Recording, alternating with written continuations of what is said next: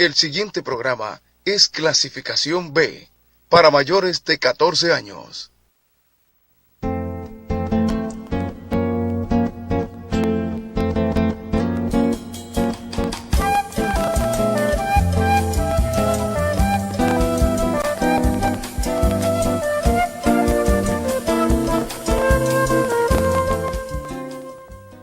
Cuando usted vaya a comprar o vender una casa, un apartamento o un solar, piense en Felga S.A., una compañía de bienes raíces con criterio muy profesional. Pero igual, si su interés es alquilar un inmueble, piense en nosotros.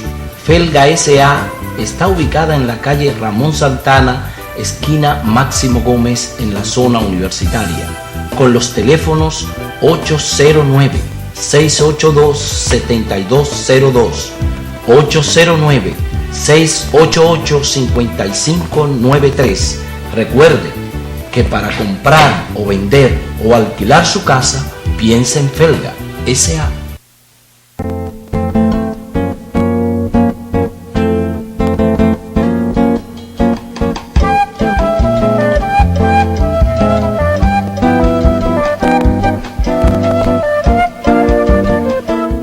Es fácil pensar que este camino no es para gente honesta, para personas comunes que se ganan la vida dignamente. Nos venden la idea de que solo los corruptos pueden avanzar, pero no estoy de acuerdo. Como ciudadano y trabajador, estoy convencido de que en Santo Domingo Este, Boca Chica, Guerra y el resto del país podemos construir una propuesta política diferente y exitosa, que llegue al Congreso para representar dignamente.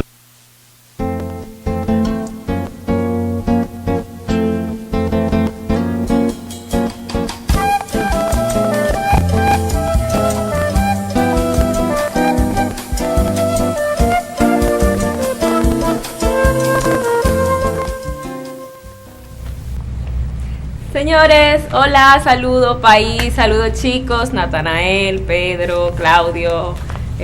Otra vez es viernes, gente, y otra vez estamos con ustedes y ustedes con nosotros, obviamente. Como siempre, con un contenido bastante interesante acerca de los acontecimientos que nos han rodeado durante el transcurso de la semana. Bastante activa, bastante incómoda. Diferentes acontecimientos fuertes, entre ellos podemos destacar algunos que de hecho hoy lo vamos a razonar de acuerdo a cómo vemos las cosas. Nuestro presidente habló el 27 de febrero, al 172 años de nuestra independencia, de llamarnos República Dominicana. Estaba bajo la responsabilidad del presidente hablarle al país. Él habló de una manera muy linda, muy llamativa. Llama la atención sobre este discurso. Tenemos que iniciar con él, ¿no? Porque es el vamos a decir que el primero. Con eso iniciamos ya, o la pre-semana, un acontecimiento de antes de iniciar formalmente la semana. Es lo que dijo nuestro presidente acerca de cómo marcha el país, acerca de los avances que hemos tenido.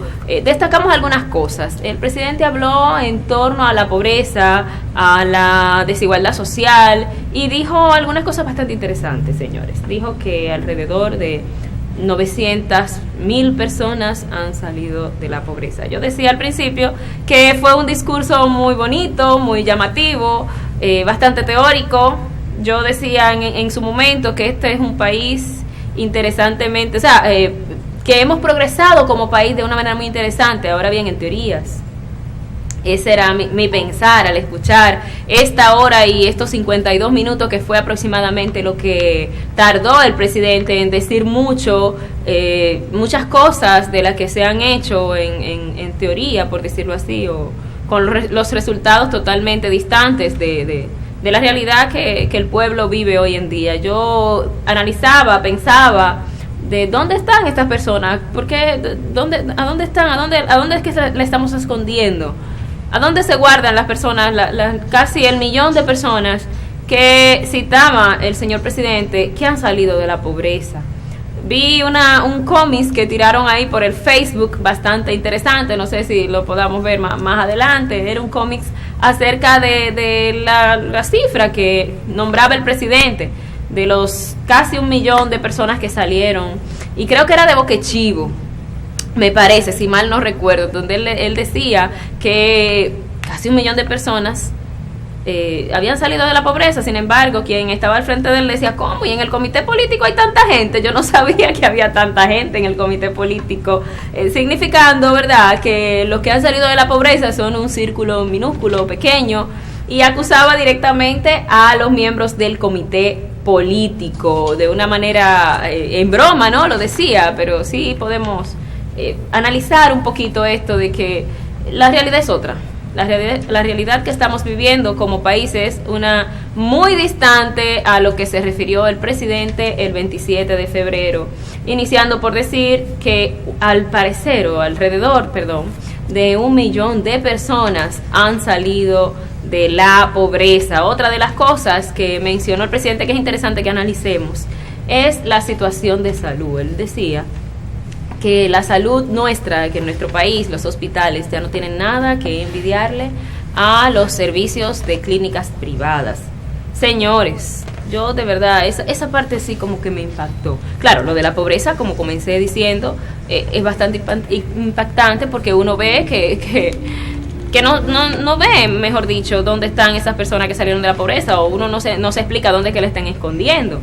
Ahora bien, lo de la salud, que nosotros hemos dicho en reiteradas ocasiones, que colapsó el sistema de salud, y más adelante vamos a hablar acerca de la manifestación de ayer de los médicos, pero el decir, señoras, señores, jóvenes, y todos los que nos sintonizan, que nosotros tenemos una calidad en cuanto a la salud en los hospitales que no tienen nada que envidiarle a una clínica privada, yo creo que eso es mucho con demasiado, eso es una exageración mayúscula por parte del primer mandatario del país. Todos sabemos que al nosotros acercarnos a un hospital público es como si uno se acercara a una perrera. Y me duele decirlo de esa manera, pero es la verdad, son las realidades que se viven. No hay medicamentos, no hay condiciones, la gente está en condiciones infrahumanas, no hay cama suficiente. Ayer veía un reportaje que hizo alguien de unas parturientas que las dos tenían que utilizar la misma cama, incluso con sábanas sucias por tanto que la usan. Del líquido amniótico, es que le dicen al que sale de la mujer antes de dar a luz. Entonces, uno viendo realidades como esta, como que le choca bastante el escuchar que el presidente haya hecho mención al sector salud de la manera tan maravillosa que lo hizo. Nosotros, decía yo al principio, que somos un país teóricamente avanzado, ¿verdad? Que está en progreso de manera teórica y que ha avanzado, ha tenido muchísimos avances de manera teórica, pero en la práctica es una diferencia garrafal, en lo real, en la vida real, es una diferencia del cielo a la tierra, lo que escuchamos aquel día en el discurso del presidente y lo que estamos viviendo el día a día, o el día por día, lo que está viviendo la gente, el pueblo dominicano, a través de los servicios de salud, de la misma revolución educativa que uno analiza y dice, óyeme, pero ¿en qué consiste esta revolución educativa? ¿Dónde está el contenido que están teniendo los muchachos? Como si nosotros aparecemos en las palestras internacionales como de los últimos países en avances en educación. Y aquí entonces nos quieren hacer vender que sí, que estamos avanzando y que tenemos una verdadera revolución educativa. Eso como, hay cosas que uno como que no logra entenderlas, por más que le dé vuelta, por más que la analicen y vea, y por más que te quieran vender sueños, como se dice por ahí, como dice por ahí la gente. Yo pensé en su momento, cuando escuchaba todo este tiempo, casi 2 horas de discurso, yo dije, wow, pero ¿y será de verdad que hay gente todavía que va a creer todo esto, viviendo otra cosa y que nos vendan lo contrario totalmente? Y aparecerá alguien. Yo decía, wow, pero es que no puede ser. Yo como que no lo entendía en su momento. Tuve que aguantarme porque obviamente el presidente no me iba a escuchar todo lo que yo le estaba refutando al momento de él dar los reportes de los famosos avances que hemos tenido como país. Bueno, luego de este comentario, quizás más adelante hablemos un poquito de otros puntos que tocó el presidente, pero déjenme saludar con más cariño a mi compañero Claudio. Bienvenido, Claudio. Hola. Hola, Dani, ahí viéndote acabando con el pobre... ¿Acabando? Con el pobre presidente, claro. Ay, acabando, un hombre que ha hecho tanto por este país. Sí, según el discurso, sí. Sí, tú sabes lo que es eso. Tú sabes lo que es. ¿Cómo fue que los hospitales de este país están a nivel de las clínicas? Sí, que no tienen nada que Pero envidiarle. yo quisiera saber a cuál de los hospitales de este país que van las hijas de Danilo cuando se enferman. Bueno, Yo quisiera saber a cuál de los hospitales de este país, de los hospitales públicos de este país, es que va Cándida Montilla de Medina, y que van las hijas de Danilo, y que va Danilo. ¿A cuáles que van? O sea, ¿a cuáles que van los funcionarios públicos? O sea, si están al mismo estándar, entonces, que de hecho, aquí debería imponerse que los funcionarios públicos tengan la obligación de ir a los hospitales. O sea, debería ser un asunto de obligación, de que deban ir a los hospitales. Como lo hacía Pepe Mojica ya. De que tengan que tener a sus hijos en la UAS, de que sus hijos tengan que ir a escuelas públicas y a liceos. Porque ¿cómo nosotros podemos pretender que esos funcionarios públicos, que no usan para nada los servicios públicos, que ellos están en la obligación de garantizar, entonces si ellos no lo utilizan, si ellos ni disfrutan de los beneficios que ellos crean, ni padecen de los problemas que ellos dejan de corregir, entonces ¿cómo esperamos que esos funcionarios se van a interesar por mejorar la realidad de nuestro país? Entonces, Danilo, de verdad que ya está a un límite de la... Él está pasando de la demagogia, porque él siempre había mantenido un discurso demagógico, pero ya está pasando de la demagogia a la, digamos, a la ridiculez. Dime del millón de dominicanos que salían de la pobreza. Porque claro. Mira, la diferencia entre ser un demagogo y ser un ridículo es que el demagogo, la demagogia se cree, la demagogia es creíble. Es una mentira, pero una mentira que es creíble. Pero ya la ridiculez es cuando salta con una serie de cosas que ya ni siquiera son creíbles en el imaginativo de la población. Fíjate, lo que pasa es que ellos creen que a presión de propaganda, de publicidad, de querer meterte, señores, pero no hay día que a mí no me aparezca en Twitter una propaganda de Danilo Medina, y en Instagram, y en Facebook, y en todos los sitios. Uno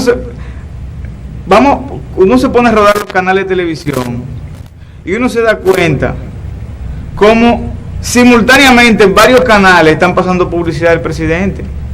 Usted abre un periódico y usted se da cuenta cómo hay anuncios del presidente. Usted abre un periódico digital, grande o chiquito, y hay anuncios del presidente. Entonces ellos consideran que a medida de presión, de querer meternos esas mentiras, uno se la va a creer. Entonces es importante que ellos aterricen, y de hecho Danilo, si él no aterriza ahora, él va a aterrizar el día de las elecciones, porque ya esta población está hastiada, está cansada. Ellos creen que ellos creando percepción con el tema de las encuestas, señores, pero salgan a la calle y pregúntenle a la gente, hablen con la gente, y ustedes van a ver que no es cierto que el presidente está asegurado que va a ganar la presidencia de la República. Él la tiene muy difícil, muy difícil.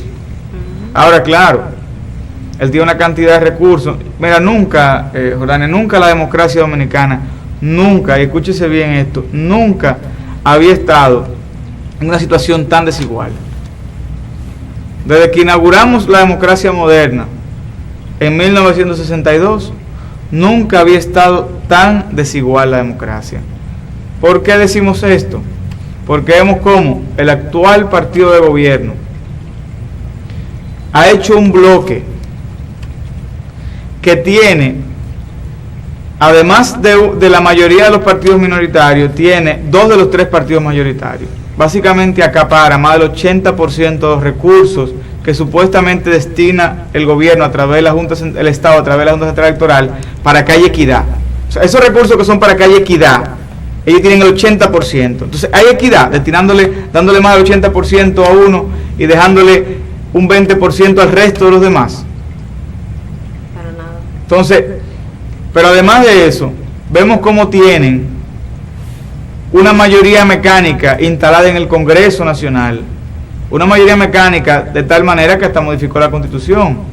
Vemos también cómo tienen la Junta Central Electoral, el Tribunal Superior Electoral, el Tribunal Constitucional. Entonces, señores, eso nunca se había dado en nuestro país, ese cúmulo de poder.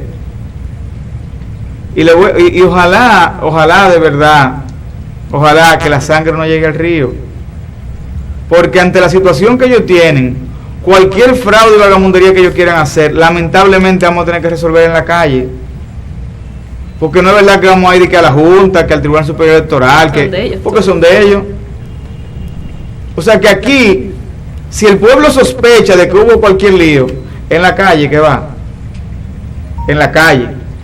Ahora, yo quiero saber quién va a defender a Danilo, porque si son esos pobres militares que lo tiene pasando hambre, que él piensa que van a salir a la calle a matarse por él, se fuñó. O sea, yo espero que él esté contando con los ricachones del comité político que se han hecho ricos de este gobierno, que esos son los que van a salir a la calle a defenderlo a él, a defender su cualquier vagamundería que haga en materia electoral. Claudio, pero dime de los alrededor de 900.000 personas que salieron de la pobreza, que citaba el presidente en el discurso. ¿Qué tú opinas? ¿Dónde? Yo decía al principio que dónde que la esconden esa persona, dónde que la guardan. Yo no logro ver una. Mira, déjame explicarte. Ni los indicadores, ¿cuáles son los que utilizan para saber cómo este está fuera de la pobreza, ya este no es pobre, este sigue, este no, ¿cómo es el asunto? Mira, tú sabes que los economistas, sobre todo los economistas del gobierno, tienen una serie de fórmulas muy simpáticas de presentar las cosas. Me imagino. Entonces, a veces hacen como unos numeritos y unas cosas ahí que cualquiera se sorprende. Pero casi 1 millón de personas que ya no son pobres. Explícame eso. Pero ¿por qué? Porque simplemente si nosotros movemos los parámetros de lo que es un pobre, si tú dices una persona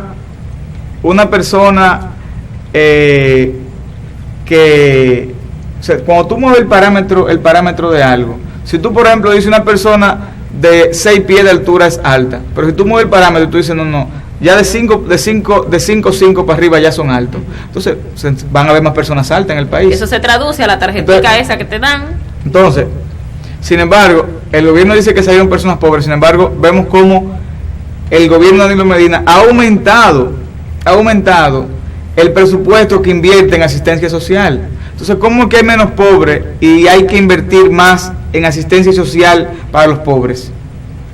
O sea, es un tema, realmente eso es una falacia. O sea, ¿cómo es posible que el presidente diga que aquí han salido cerca de 900.000 personas de la pobreza?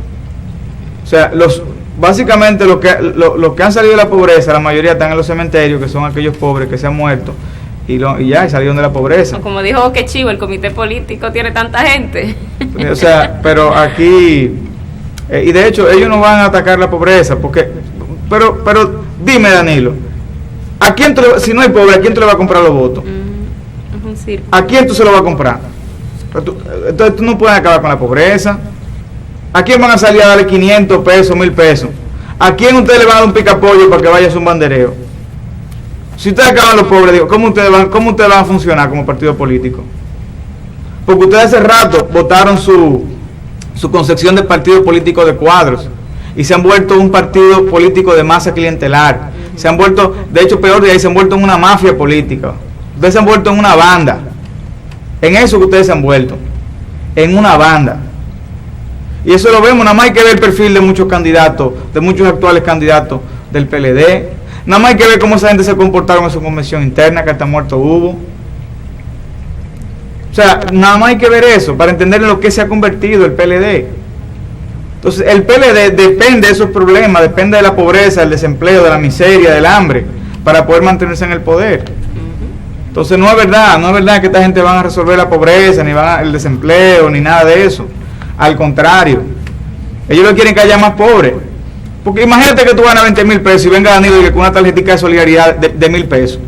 Tú le das una patada con tu tarjeta. Claro. Pero si tú eres una persona que esos 1,000 pesos posiblemente te van a resolver una semana, porque es el único dinero que tú vas a tener seguro, entonces tú te tiras al suelo y le besas los pies. Pero precisamente por eso es que ellos tienen que perpetuar y reproducir la pobreza en nuestro país. Es totalmente conveniente en este tipo de sistemas. Y tú hace un ratito mencionabas el asunto del bombardeo comunicacional por el que estamos siendo sometidos todos los dominicanos. Señores, hay que entender una parte, que la línea que tienen hoy en día, parte de su estrategia más bien, es hacer creer esas cifras y esos datos maravillosos y totalmente teóricos que dio el presidente en su discurso. ¿Y de qué manera lo van a hacer? Bueno, pues vendiéndole a la gente esta manipulación, tratando de que la gente mentalmente por completo sea manipulada y crea que estas cifras, que estos avances en educación, que como yo decía al principio, todavía no he visto el contenido, no he visto los avances. Usted puede gustarle o no el régimen o ¿cómo se dice? La norma o el trayecto que lleva la revolución cubana. Y quiero señalar esto. En el 59, cuando inicia la revolución cubana, que lo pensaba yo ayer al escuchar tanto lo del asunto de la revolución educativa y la revolución educativa, lo primero que hizo Fidel Castro en su momento, en esa época, en ese año, en 1959, al llegar a la revolución a manejar Cuba, fue eliminar el analfabetismo. Él lo enviaba a soldados, a voluntarios, a todos los campos más profundos de la isla de Cuba, a todos. Y ahí la gente comenzó a aprender y comenzó a analizar y comenzó a ver las cosas como son, porque les llevaban educación. Y este logro cubano lo ha tenido que reconocer Titirimundati, como decimos aquí, lo ha tenido que reconocer incluso instituciones que son totalmente contrarias a las políticas que lleva Cuba hoy en día. Entonces, eso, yo comparando y pensando en esa revolución educativa que se dio en el 59 en Cuba y la revolución educativa que a nosotros nos están vendiendo hoy y diciéndonos que ya no van a quedar gente que no sabe leer ni escribir, ¿cómo puede ser, señores? ¿En qué lugar aquí te puede decir que nosotros tenemos una cifra alta de personas que ya no son analfabetas? Eso no es cierto. Ese programa de Quisqueya Aprende Contigo o Conmigo, no recuerdo exactamente cómo era el eslogan, en su momento comenzó con mucho brío, pero luego comenzó a decaer y gente demandando que el dinero de los voluntarios, que de las ayudas que se daban para hacer estos círculos no llegaba a tiempo, que hubo mucha diserción, o sea, la gente se retiraba, otros decían que los profesores incumplían, óigame, muchísimas deficiencias. Como me dijo una persona, yo no soy analfabeta porque ya yo sé escribir papá y mamá. Y eso es eliminar el analfabetismo, que una persona te sepa escribir mamá y papá. Óigame, por Dios. Entonces nos quieren vivir engañando, engaño más engaño, engaño tras engaño y engaño tras engaño. Y a través de la comunicación, de la inversión en comunicación, quieren hacer pensar al pueblo que estas mentiras son verdad. Y te dan publicaciones y te dan publicidad en todo. Yo abro el celular y, como decía Claudio ahorita, no hay una página de Twitter, no hay una página que no encuentre una publicidad del presidente. Pero es que esta temática tienen que reproducirla para que la gente se vaya creyendo todas esas mentiras, igual que la inseguridad. El presidente también, ahorita no lo mencioné, pero se refirió a la inseguridad. Y señores, aquí no hay una sola persona, yo creo que un dominicano no puede secundar esa mención en torno a la seguridad que hizo el presidente, que estamos disminuyendo, y basado en que los feminicidios, qué sé yo, decía él que habían disminuido y todo eso. Óigame, por Dios, todavía hoy en día seguimos estando en un estado de desesperación, de inseguridad continuo, de nerviosismo continuo, señores. Entonces, no puede ser que nos quieran plantear, nos quieran vender esta ciudad perfecta, este panorama tan perfecto como nos mencionó el presidente en su discurso. Señores, yo creo que tenemos ya que ir a una pausa, pero luego vamos a venir con otros temas de interés. Vamos a hablar de la UAS, de lo que pasó en la UAS, que esa es otra atrocidad. Vamos a hablar de las manifestaciones que se produjeron ayer, en el día de ayer, con los médicos. Y vamos a hablar también acerca de lo del barrilito. Vamos a analizar un poquito qué pasó con eso tras la pausa. Así que no se muevan de ahí.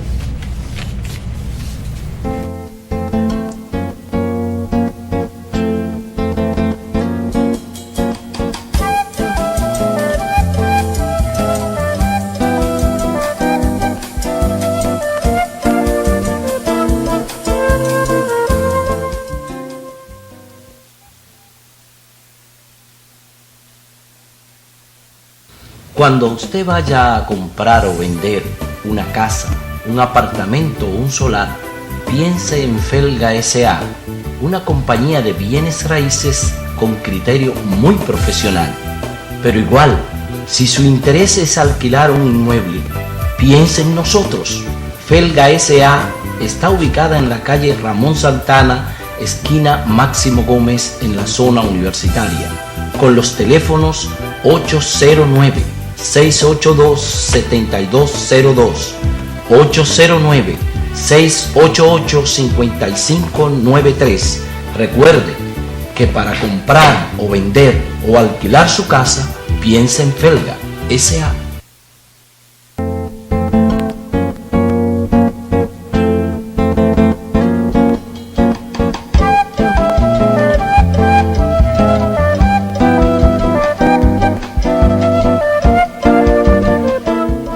Es fácil pensar que este camino no es para gente honesta, para personas comunes que se ganan la vida dignamente. Nos venden la idea de que solo los corruptos pueden avanzar, pero no estoy de acuerdo. Como ciudadano y trabajador, estoy convencido de que en Santo Domingo Este, Boca Chica, Guerra y el resto del país podemos construir una propuesta política diferente y exitosa, que llegue al Congreso para representar dignamente los intereses de la ciudadanía. Estoy seguro de que en las elecciones del 2016, los residentes de la provincia de Santo Domingo daremos un ejemplo. Acompáñanos.